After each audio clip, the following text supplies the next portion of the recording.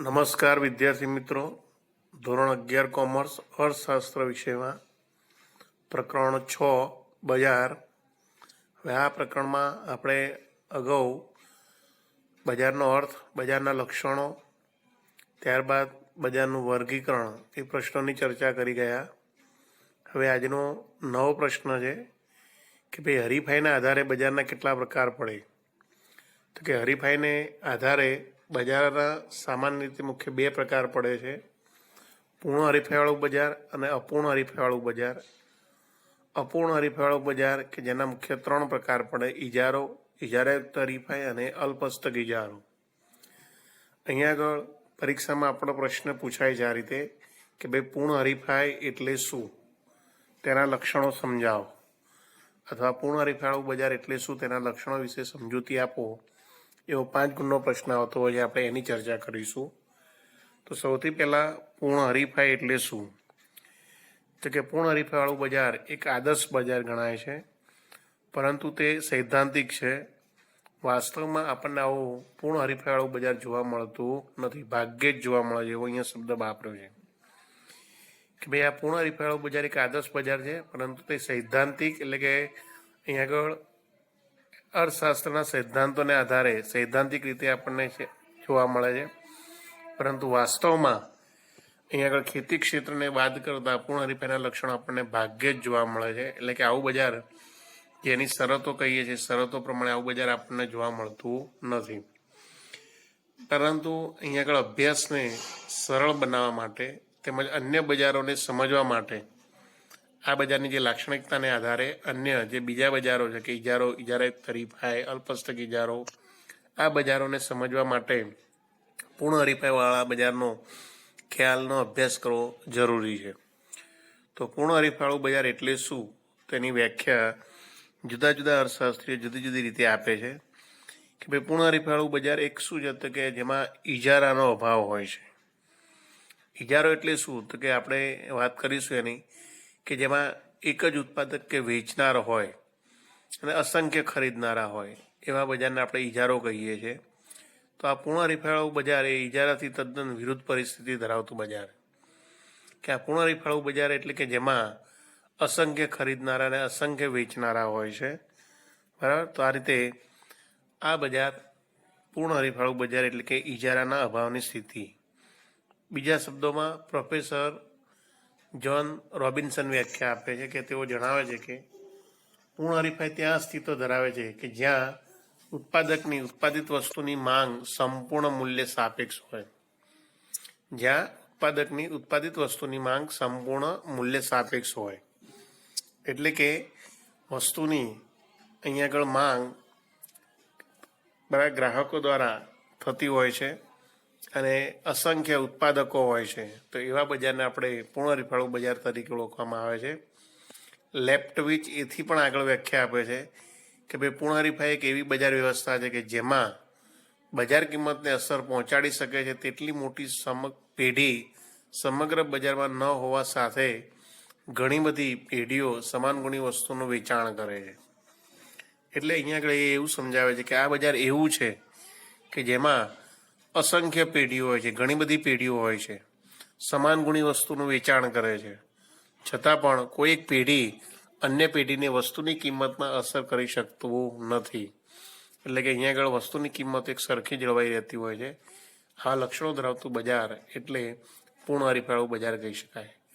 ટૂંકમાં બજારની વ્યાખ્યા આપી હોય, આ પૂર્ણ હરીફાઈવાળા બજારની વ્યાખ્યા આપી હોય તો કે અસંખ્ય ખરીદનારાઓ અને અસંખ્ય વેચનારાઓ હોય, સમાન ગુણી વસ્તુઓ ધરાવતી હોય, તેમજ બજારમાં વસ્તુની કિંમત એક સરખી પ્રવૃત્તિ હોય, એવા લક્ષણો ધરાવતા બજારને પૂર્ણ હરીફાઈવાળા બજાર તરીકે ઓળખવામાં આવે છે. બીજું કે ભાઈ અહીંયા આગળ પૂર્ણ હરીફાઈવાળા બજારના જુદા જુદા લક્ષણો છે. આપણે અર્થ સમજ્યા પછી પૂર્ણ હરીફાઈવાળા બજારના આપણે લક્ષણોની ચર્ચા કરીએ. તો કે પૂર્ણ હરીફાઈવાળા બજારના જુદા જુદા લક્ષણો છે કે જેમાં સૌથી પહેલું લક્ષણ કે ભાઈ આ બજારમાં અસંખ્ય વેચનારા અને અસંખ્ય ખરીદનારા હોય છે. બીજું લક્ષણ છે કે સમાન ગુણી વસ્તુઓ જોવા મળે છે. આવા બજારમાં પેઢીઓની મુક્ત અવર જવર હોય છે. ત્રીજું ચોથું લક્ષણ છે બજાર અંગેનું સંપૂર્ણ જ્ઞાન અને પાંચમું છે ઉત્પાદનના સાધનોનો સંપૂર્ણ ગતિશીલ હોય છે આવા બજારમાં, તેમજ વાહન વ્યવહાર ખર્ચનો અભાવ જોવા મળે છે. તો આ રીતે આ 6 લક્ષણો આ બજારના જોવા મળે છે. એમાં સૌથી પહેલાં આપણે બરાબર કે ભાઈ અસંખ્ય ખરીદનારા અને અસંખ્ય વેચનારા. તો આ બજારનું એક મુખ્ય લક્ષણ છે કે ભાઈ પૂર્ણ હરીફાળા બજારની પ્રાથમિક શરત એટલે કે અહીંયા અસંખ્ય ખરીદનારા અને અસંખ્ય વેચનારા હોય છે. આ બજારમાં ખરીદનારા અને વેચનારા અગણિત હોય છે. અગણિત એટલે કે જેને આપણે ગણી શકતા નથી, ઘણા બધા હોય છે. ઘણી મોટી સંખ્યામાં અહીંયા ઉત્પાદકો હોય છે અને ઘણી મોટી સંખ્યામાં ખરીદનારા એટલે કે ગ્રાહકો પણ હોય છે. આ બજારમાં અસંખ્ય વેચનારાઓ હોય છે. તેથી કોઈ એક વેચનાર બજારના પુરવઠાનો ખૂબ નાનો અંશ વેચે છે એમ કહેવાય છે. કારણ કે ઘણા બધા હોય એમાં કોઈ એક વ્યક્તિ એક વસ્તુનું વેચાણ કરે તે મોટા બજારમાં એક અંશ જેવું કહેવાય છે. પણ એ સંદર્ભમાં ચોખા બજાર દાખલા તરીકે એમ કહે છે કે ચોખા બજારના પુરવઠા પર કાબુ ધરાવી શકતો નથી, તેથી તે વસ્તુની બજાર કિંમત પર અસર પહોંચાડી શકતો નથી. એટલે એનો મતલબ એમ કે અહીંયા આગળ ઘણા બધા વેપારીઓ હોય છે, ઘણા બધા ઉત્પાદકો હોય છે અને એક જ પ્રકારની વસ્તુનું જે વેચાણ કરતા હોય એવી વસ્તુની કિંમતમાં કોઈ એક ઉત્પાદક કે વેપારી કિંમતમાં ફેરફાર કરે તો અન્ય કે વેપારીઓને કોઈ એની અસર થતી હોતી નથી, અથવા કોઈ ઉત્પાદક કિંમતમાં ફેરફાર કરી શકતો નથી. દાખલા તરીકે અહીંયા ઉદાહરણ આપ્યું છે કે ભાઈ ઘઉંના એક ખેતરમાં ઘઉંનું ઉત્પાદન વધે કે ઘટે તેમ છતાં ઘઉંના કુલ જથ્થા પર એની અસર પડતી નથી. બરાબર કે જેમ તહેવારોમાં ઉપયોગમાં લેવામાં આવતી બરાબર કે નાના મોટા બલ્બની જે હારમાળાઓ પૈકીની કોઈ એક ગોળો પ્રજ્વલિત ન થાય તો તે પ્રકાશના કુલ પ્રમાણ ઉપર અસર પહોંચાડી શકતો નથી. બરાબર, અહીંયા તમને એક ઉદાહરણ સરસ આપ્યું છે, એના પરથી ખ્યાલ આવી શકે કે જેમ આપણે નવરાત્રિના સમયે અથવા તો કે કોઈ લગ્ન પ્રસંગે હજારો બલ્બની આપણે રોશની કરતા હોય છે, લાઇટિંગ કરતા હોઈએ છીએ. એમાં કોઈ એક બે બલ્બ બંધ થઈ જાય તો એને કારણે આપણને રોશનીમાં કોઈ ફેર પડતો નથી. એ જ રીતે આવા બજારમાં અસંખ્ય ઉત્પાદકો હોય છે, અસંખ્ય વેચનારા હોય છે. તો એ લોકો વસ્તુની કિંમતમાં કોઈ નાનો મોટો ફેરફાર કરે તો એમાં બજારમાં કોઈ અસર થતી હોતી નથી. તો આ રીતે આ બજારમાં વેચનાર ખૂબ નાનકડો એક ભાગ હોય, વસ્તુની કિંમત ઉપર કોઈ પ્રભાવ પાડી શકતો નથી. એ જ રીતે અહીંયા આગળ અસંખ્ય ખરીદનારા હોય છે. અસંખ્ય ખરીદનારા એટલે કે ગ્રાહકો હોવાથી વેચનારની જેમ ખરીદનારાઓ પણ બજારની કિંમત ઉપર અને માંગમાં ફેરફાર દ્વારા અસર પહોંચાડી શકતા નથી. અહીંયા ઘણા બધા ગ્રાહકો હોય છે. કોઈ ગ્રાહક વસ્તુની કિંમતને એને મોંઘી પડતી હોય અથવા વસ્તુની કિંમત વધારે હોય તો એ વસ્તુ માંગ ન કરે વસ્તુની તો એની અસર બજાર ઉપર થતી નથી. તો આમ બજારમાં વસ્તુની કિંમત સ્વતંત્રપણે બજારના પરિબળ એટલે કે માંગ અને પુરવઠા દ્વારા નક્કી થતા હોય છે. તેથી અહીંયા આગળ કોઈ એક ઉત્પાદક કે વેચનાર બજારની કિંમતમાં અસર પહોંચાડી શકતો નથી.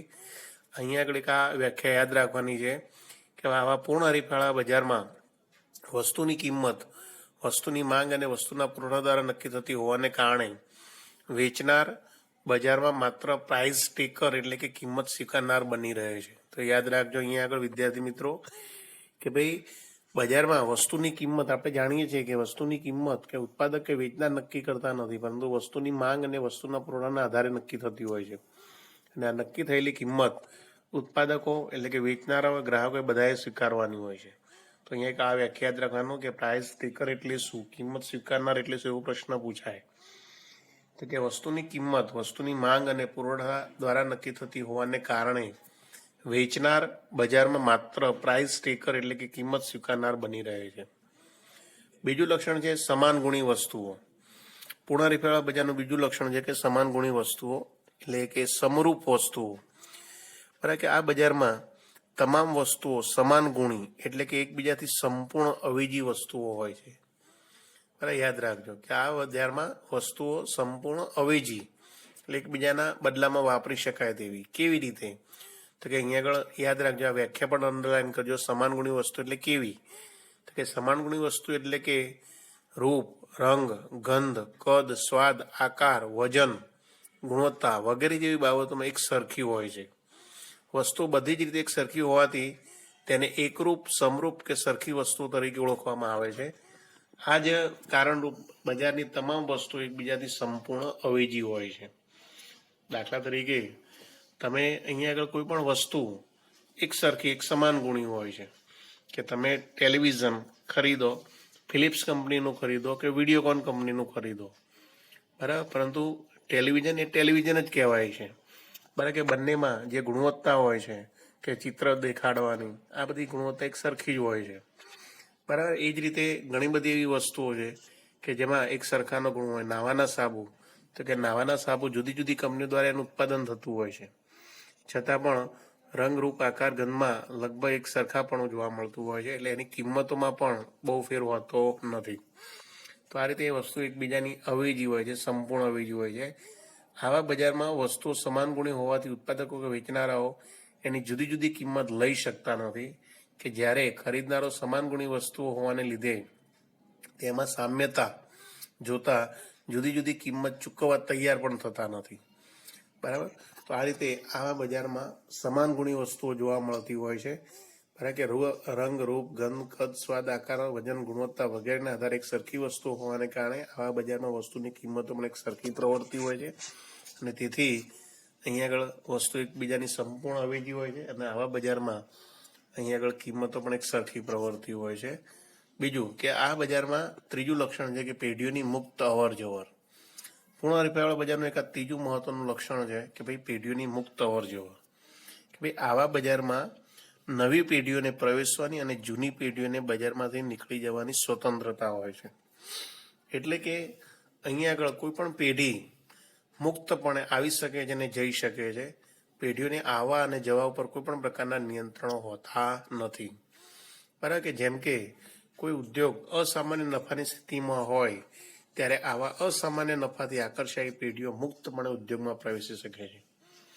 જો કોઈ પણ વસ્તુનું બજારમાં સારું એવું વેચાણ થતું હોય, કોઈ પેઢીને આકર્ષક નફો મળતો હોય, તો એને જોઈને બીજી અન્ય પેઢી બજારમાં પ્રવેશી શકે છે.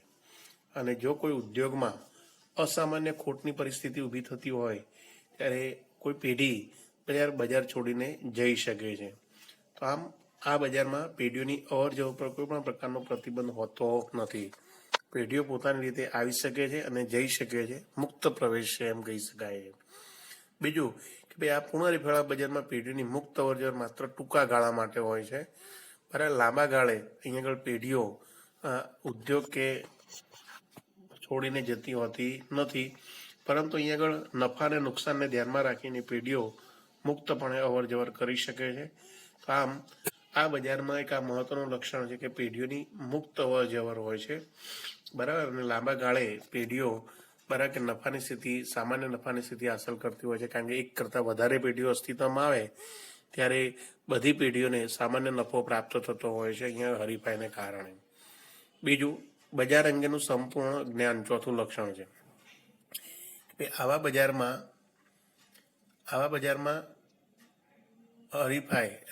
હરીફાઈ હોવાને કારણે ઉત્પાદકો, વેચનારાઓ, ખરીદનારાઓને બજાર અંગેનું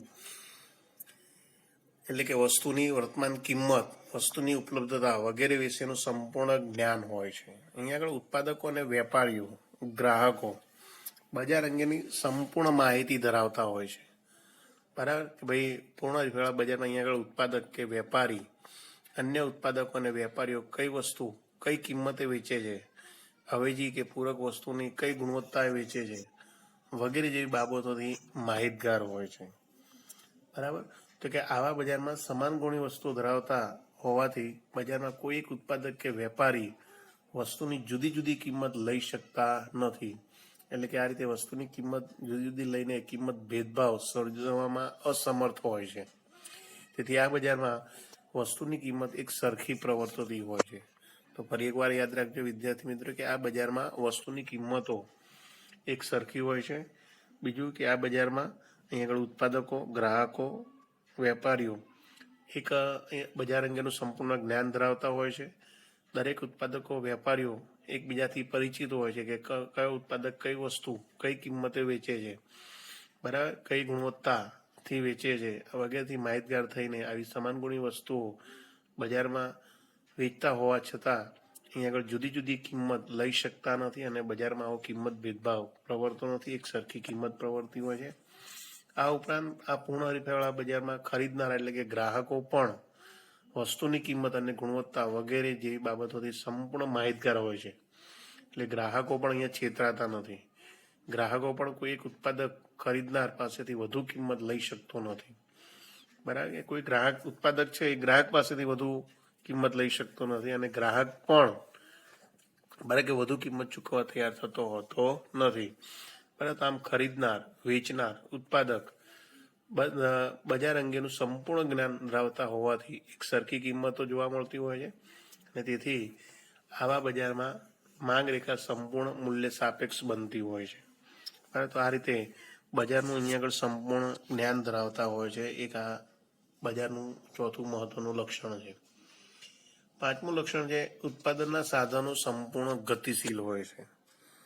તો આ બજારનું એક આ મહત્વનું લક્ષણ છે કે ઉત્પાદનના સાધનો સંપૂર્ણ ગતિશીલ હોય છે. પૂર્ણ હરીફાળા બજારમાં ઉત્પાદનના મુખ્ય 4 સાધનો જમીન, મૂડી, શ્રમ અને નિયોજક. આ 4 સાધનોમાં અહીંયા આગળ દ્વારા જમીન, મૂડી, શ્રમ અને નિયોજક સંપૂર્ણ ગતિશીલ હોય છે. અહીંયા આગળ ઉત્પાદનના સાધનો ભૌગોલિક, વ્યવસાયિક અને ઉપયોગની દ્રષ્ટિએ સંપૂર્ણ ગતિશીલ હોય છે.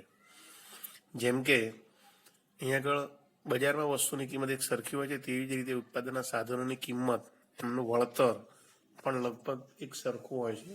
તેથી ઉત્પાદનના સાધનો સંપૂર્ણ ગતિશીલ હોવાથી તેઓ ઓછા વળતરથી વધુ વળતર તરફ સ્થળાંતર કરી શકે છે. જેમ કે શ્રમિકો, બરાબર, શ્રમિકોને એક સ્થળેથી બીજા સ્થળે, જો બીજા સ્થળે એ લોકોને વધુ વેતનનો લાભ મળતો હોય તો એક સ્થળ છોડીને બીજા સ્થળે એ લોકો જઈ શકે છે. ઘણી વખત દૂરના સ્થળે પણ નજીકના સ્થળ જેટલું જ હોય તો વળતર મળતું હોય તો પણ એ લોકો સ્થળાંતર કરતા હોય છે.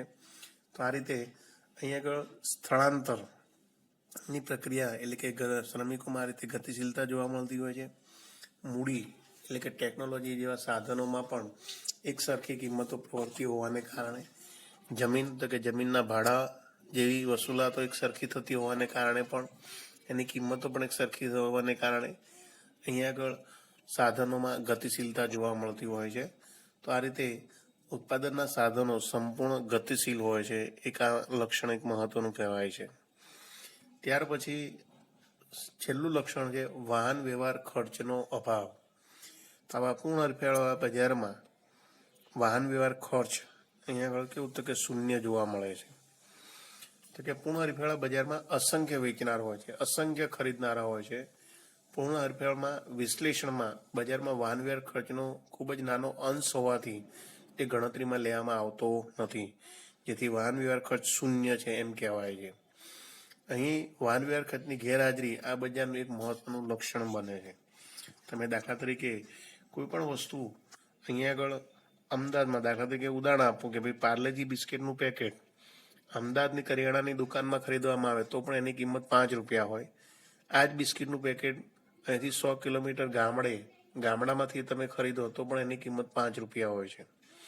તો અહીંથી ગઈ જે ગામડે લઈ જવાનું જે વાહન વ્યવહાર ખર્ચ છે એ અહીંયા આગળ એમાં ગણવામાં આવતું નથી, કારણ કે જે એની કિંમતોમાં ઇન્ક્લુડિંગ હોય છે, અને તેથી જ અહીંયા આગળ વાહન વ્યવહાર ખર્ચ શૂન્ય ગણાતું હોય છે.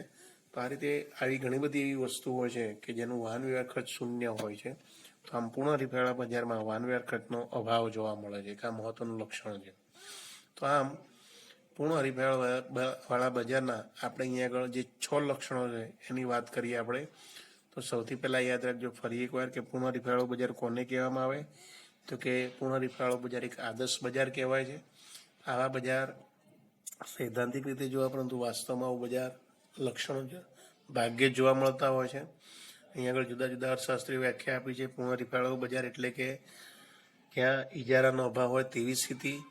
બીજા શબ્દોમાં એની જો સાદી વ્યાખ્યા આપી હોય તો કે જે બજારમાં અસંખ્ય ખરીદનારા, અસંખ્ય વેચનારા હોય, સમાન ગુણી વસ્તુઓ હોય, પેઢીની મુક્ત અવરજવર હોય, વસ્તુની કિંમત એક સરખી પ્રવૃત્તિ હોય, એવા લક્ષણો ધરાવતા બજારને પૂર્ણ હરીફાળું બજાર તરીકે ઓળખવામાં આવે છે. આ પૂર્ણ હરીફાળા બજારના મુખ્ય 6 લક્ષણો છે. એક, અસંખ્ય ખરીદનારા અને અસંખ્ય વેચનારા હોય છે. અસંખ્ય ખરીદનારા અને અસંખ્ય વેચનારા હોવાને કારણે બજારમાં વસ્તુની કિંમત ઉપર કોઈ ફેરફાર થતો નથી, એક સરખી કિંમત પ્રવૃત્તિ હોય છે. એ જ રીતે બીજું લક્ષણ કે સમાન ગુણી વસ્તુઓ, તો કે આવા બજારમાં વસ્તુઓ સમાન ગુણી હોય છે, એકબીજાની સંપૂર્ણ અવેજી હોય છે. સમાન ગુણી એટલે કે રૂપ, રંગ, ગંધ, આકાર, સ્વાદ, વજન, ગુણવત્તા વગેરેની દ્રષ્ટિએ એક સરખી હોય છે, અને એક સરખી વસ્તુ એકરૂપ સમરૂપ વસ્તુઓ તરીકે ઓળખાય છે. અને આવી વસ્તુઓ એકબીજાથી સંપૂર્ણ અવેજી હોય છે, તેથી અહીંયા આગળ કિંમતો પણ એક સરખી પ્રવૃત્તિ હોય છે. બીજું લક્ષણ જોયું આપણે કે ભાઈ પેઢીઓની મુક્ત અવર જવર, તો કે આવા બજારમાં અહીંયા આગળ પેઢીઓ મુક્ત રીતે બજારમાં પ્રવેશી શકે છે અને જઈ શકે છે. અસામાન્ય નફાથી પ્રેરાઈને નવી પેઢીઓ બજારમાં આવી શકે છે અને ખોટ જતી હોય ત્યારે પેઢીઓ બજાર છોડીને જઈ શકે છે. આમ પેઢીઓને આવવા અને જવા પર કોઈ પણ પ્રકારના નિયંત્રણો હોતા નથી. એ જ રીતે બજાર અંગેનું સંપૂર્ણ જ્ઞાન આવા બજારમાં એટલે કે પુનઃરીફેળા બજારમાં ઉત્પાદક, વેચનાર, ખરીદનારાઓ બજાર અંગેનું સંપૂર્ણ જ્ઞાન ધરાવતા હોય છે. બજારમાં પ્રવર્તમાન વસ્તુની કિંમતો, વસ્તુની ઉપલબ્ધતા, કઈ વસ્તુ કઈ જગ્યાએ મળે છે તે અંગેનું જ્ઞાન ધરાવતા હોય છે અને તેથી જ અહીંયા આગળ ઉત્પાદક હોય છે એ ગ્રાહકોને છેતરી શકતા નથી અને ગ્રાહકો પણ બજાર અંગેનું જ્ઞાન ધરાવતા હોવાથી વેપારીઓથી છેતરાતા નથી. તો આ રીતે બજાર અંગેનું સંપૂર્ણ જ્ઞાન હોય છે. બીજું કે આ બજારમાં ઉત્પાદનના સાધનો સંપૂર્ણ ગતિશીલ હોય છે. ઉત્પાદનના સાધનો જેવા કે જમીન, મૂડી, શ્રમ સંપૂર્ણ ગતિશીલ હોય છે. આવા સાધનો ભૌગોલિક રીતે વ્યવસાયિક ઉપયોગની દ્રષ્ટિએ સંપૂર્ણ ગતિશીલ હોય છે. એક સ્થળેથી બીજા સ્થળે કિંમતો એક સરખી પ્રવૃત્તિ હોવાથી વળતર એક સરખું મળતું હોવાને કારણે સાધનો સ્થળાંતરિત થઈ શકતા હોય છે. અને છેલ્લે વાહન વ્યવહાર ખર્ચનો અભાવ. આવા બજારમાં પુનઃરીફેળા બજારમાં અસંખ્ય વેચનાર, અસંખ્ય ખરીદનારા હોય છે. અહીંયા આગળ વાહન વ્યવહાર ખર્ચ ખૂબ જ એક નાનો અંશ ગણાતો હોવાથી તેને ગણતરીમાં લેવામાં આવતો નથી અને તેથી વાહન વ્યવહાર ખર્ચ શૂન્ય હોય છે એવું કહી શકાય છે. તો વિદ્યાર્થી મિત્રો, અહીંયા આગળ આપણે પુનઃરીફેળાળું બજાર એટલે શું, તેનો અર્થ, એના લક્ષણો વિશે ચર્ચા કરી. હવે નેક્સ્ટ લેક્ચરમાં આપણે નવું એક બજાર, ઇજારો એટલે શું એના વિશે ચર્ચા કરીશું. તો અહીંયા સુધી આપણે રાખીએ છીએ. તો આ પ્રશ્ન લખી અને બરાબર મોઢે કરી જાઓ, તૈયાર કરી જાઓ. Okay, thank you.